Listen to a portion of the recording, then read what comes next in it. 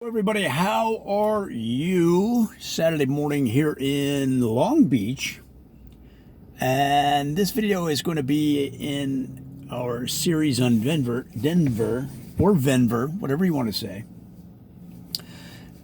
In this particular video, we're going to talk about how to marry a Denverite.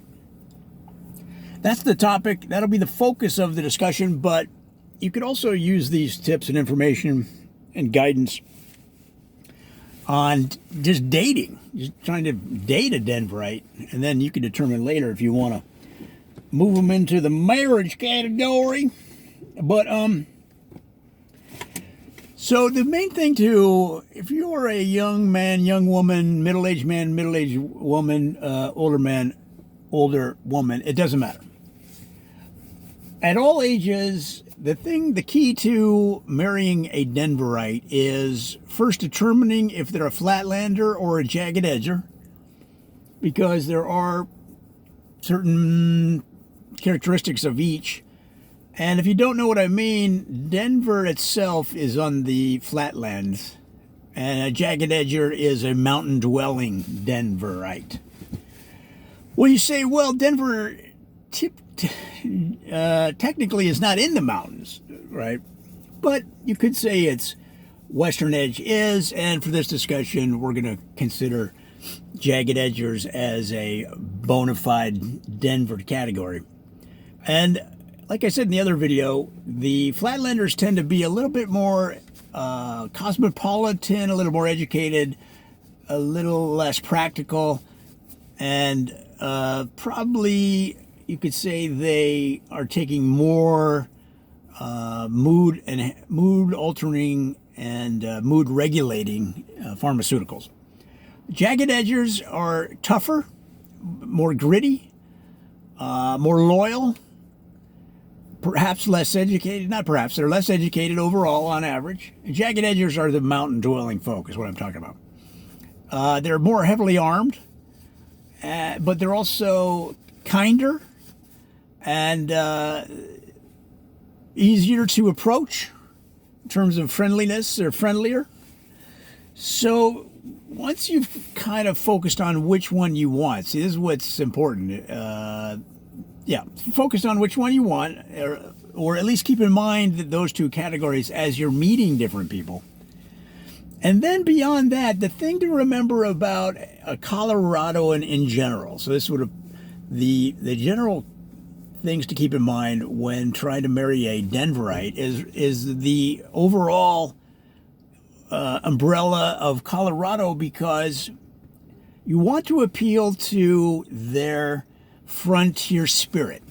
So the people that live in Denver, they didn't just roll up and decide to make a town. They had to push through lots of difficulties back in the day. So we're talking the 1600s, 1700s, 1800s when the city was being developed, right?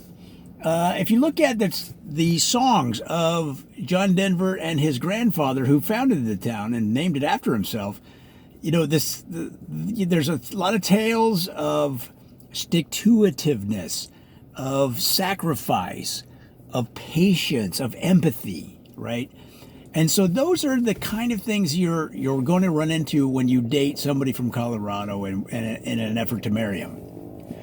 So now let's say you meet them and you're on board with all of these characteristics. You appreciate their loyalty and their openness and all that stuff. Well, how do you marry them? How do you nail them down? How do you get them to sign on the dotted line, throw that ring on the table, and say, "Hey, what you doing the rest of your life? Let's go ahead and make this a thing," okay? And that's exactly how 50 to 60% of proposals in Denver go, just like that. Well, here's another thing. Well, I'll put that in my tips at the end. So to nail it down, you don't have to really close the deal. You don't have to ask in sales what we would call a closing statement or a closing argument. All you have to do is eliminate all of the other possibilities. So every time you're with them, you want to position yourself as the best thing for their future is you. And you don't, so it takes a little bit of subtlety, and you don't want to be quite so on the nose about it, right? And eventually they'll get the clue, and they may not even get the clue.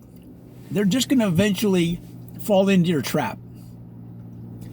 So it's going to take a little bit of patience. I would say give it at least a year to maneuver your target. Now, you say, well, I don't have that kind of time. I mean, you got Tinder where they're flipping by in 1 second. Well, again, I'm talking about somebody you've narrowed down. Maybe you met them on Tinder. Maybe you met them on Bumble, and now you've decided in your mind that this is somebody you could care for the rest of your life. So then you want to start your black ops operation on the down low, where you maneuver them into your trap. So some general tips. In Denver, one thing you don't want to try to do is if they propose, if you start maybe even joking about proposing, make sure if you're getting proposed to that they don't propose to you in an Olive Garden. And the reason for that is that's not such a bad thing. It's in and of itself, but studies show that 60 to 65%, up to 70% of proposals in the Denver area take place in an Olive Garden. So that means that there'll be in a night where you might be proposed to or actually giving the proposal, there's going to be 5 or 6 other couples in the tables around you going through the same thing, which reduces your individuality and doesn't make it look like you put as much time into it as you want. So if you're the person being proposed to and the person across the table starts the process at an Olive Garden and gets down on one knee, you're going to have to cut that off right away. Even if you're not 100% sure, maybe they went down to tie their shoe. You're not sure. But the thing is, don't take chances. Don't get proposed to in an Olive Garden in Denver. Okay, you're just going to be a statistic because it happens so often. So let's say they get down on one knee and they get that look on their face like something's up. You want to create a diversion immediately. You do not want this to take place.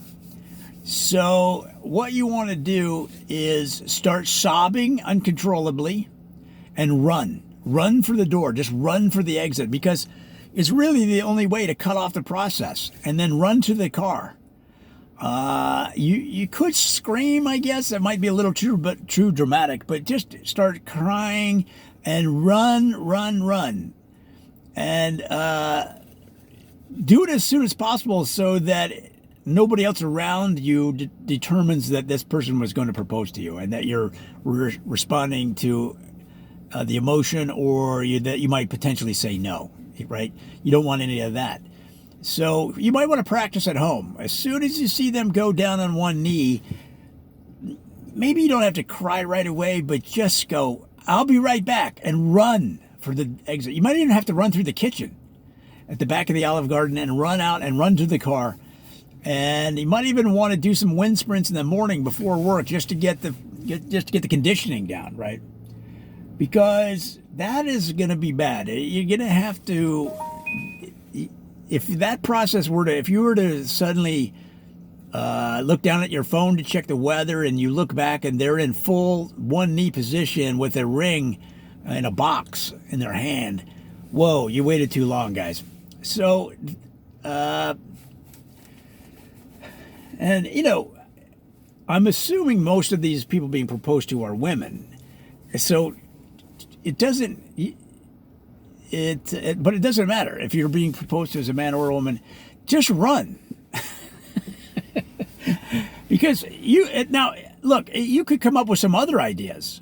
All right, maybe you want to stand on the chair and start singing "Oh Solo Mio" and get the whole restaurant to join in, right? And they will, because people in an Olive Garden are the kind of people that will sing when prompted in a restaurant at the top of their lungs. That will create a diversion. So, but the reason I suggest the running out thing and crying if you want to is because it's easy and it immediately removes the threat, right?